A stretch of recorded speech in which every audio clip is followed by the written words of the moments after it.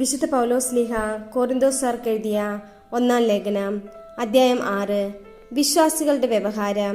നിങ്ങളിൽ ആർക്കെങ്കിലും ഒരു സഹോദരനെ പറ്റി പരാതി ഉണ്ടാകുമ്പോൾ അവൻ വിശുദ്ധരെ സമീപിക്കുന്നതിന് പകരം നീതിരഹിതരായ വിജാതീയരുടെ വിധി തേടാൻ മുതിരുന്നുവോ?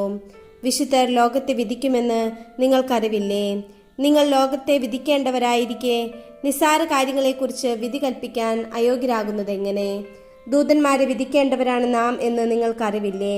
അങ്ങനെയെങ്കിൽ ഐഹിക കാര്യങ്ങളെപ്പറ്റി പറയാനുണ്ടോ?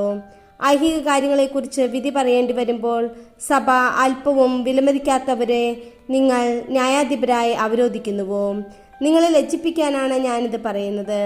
സഹോദരർ തമ്മിലുള്ള വഴക്കുകൾ തീർക്കാൻ മാത്രം ജ്ഞാനിയായ ഒരുവൻ പോലും നിങ്ങളുടെ ഇടയിൽ ഇല്ലെന്ന് വരുമോ?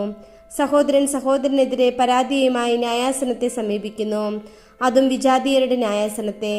നിങ്ങൾ തമ്മിൽ വ്യവഹാരങ്ങൾ ഉണ്ടാകുന്നത് തന്നെ നിങ്ങളുടെ പരാജയമാണ്. എന്തുകൊണ്ട് ദ്രോഹം നിങ്ങൾക്ക് ക്ഷമിച്ചുകൂടാ? വഞ്ചന സഹിച്ചുകൂടാ? നിങ്ങൾ തന്നെ സഹോദരനെ പോലും ദ്രോഹിക്കുകയും വഞ്ചിക്കുകയും ചെയ്യുന്നു.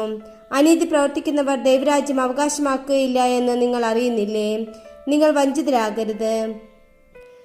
അസന്മാർഗികളും വിഗ്രഹാരാധകരും വ്യഭിചാരികളും സ്വവർഗഭോഗികളും കള്ളന്മാരും അത്യാഗ്രഹികളും മദ്യപന്മാരും പരദൂഷകരും കവർച്ചക്കാരും ദൈവരാജ്യം അവകാശമാക്കുകയില്ല. നിങ്ങളിൽ ചിലർ ഇത്തരക്കാരായിരുന്നു. എന്നാൽ നിങ്ങൾ കർത്താവായ യേശുക്രിസ്തുവിന്റെ നാമത്തിലും നമ്മുടെ ദൈവത്തിന്റെ ആത്മാവിലും സ്നാനപ്പെടുകയും പവിത്രീകരിക്കപ്പെടുകയും നീതീകരിക്കപ്പെടുകയും ചെയ്തു. പരിശുദ്ധാത്മാവിന്റെ ആലയം. എല്ലാം എനിക്ക് നിയമാനുസൃതമാണ്, എന്നാൽ എല്ലാം പ്രയോജനകരമല്ല. എല്ലാം എനിക്ക് നിയമാനുസൃതമാണ്, എന്നാൽ ഒന്നും എന്നെ അടിമപ്പെടുത്താൻ ഞാൻ സമ്മതിക്കുകയില്ല. ആഹാരം ഉദരത്തിനും ഉദരം ആഹാരത്തിനും വേണ്ടിയുള്ളതാണ്. ദൈവം ഇവ രണ്ടിനെയും നശിപ്പിക്കും. ശരീരം ദുർവൃത്തിക്കും വേണ്ടിയുള്ളതല്ല, പ്രത്യുത ശരീരം കർത്താവിനും കർത്താവ് ശരീരത്തിനും വേണ്ടിയുള്ളതാണ്.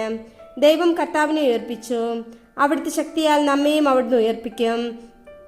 നിങ്ങളുടെ ശരീരങ്ങൾ ക്രിസ്തുവിന്റെ അവയവങ്ങളാണെന്ന് നിങ്ങൾക്കറിഞ്ഞുകൂടെ? ക്രിസ്തുവിന്റെ അവയവങ്ങൾ എനിക്ക് വേശ്യയുടെ അവയവങ്ങളാക്കാമെന്നോ? ഒരിക്കലുമില്ല.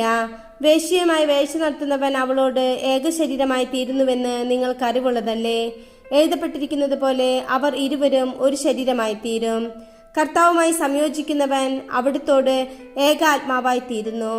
വ്യഭിചാരത്തിൽ നിന്ന് ഓടി അകലുവേൻ. മനുഷ്യൻ ചെയ്യുന്ന മറ്റു പാപങ്ങളെല്ലാം ശരീരത്തിന് വെളിയിലാണ്. വ്യഭിചാരം ചെയ്യുന്നവനാകട്ടെ സ്വന്തം ശരീരത്തിനെതിരായി പാപം ചെയ്യുന്നു. നിങ്ങളിൽ വസിക്കുന്ന ദൈവദത്തമായ പരിശുദ്ധാത്മാവിന്റെ ആലയമാണ് നിങ്ങളുടെ ശരീരമെന്ന് നിങ്ങൾക്കറിഞ്ഞുകൂടെ? നിങ്ങൾ നിങ്ങളുടെ സ്വന്തമല്ല, നിങ്ങൾ വിലയ്ക്ക് വാങ്ങപ്പെട്ടവരാണ്. ആകയാൽ നിങ്ങളുടെ ശരീരത്തിൽ ദൈവത്തെ മഹത്വപ്പെടുത്തുവിൻ.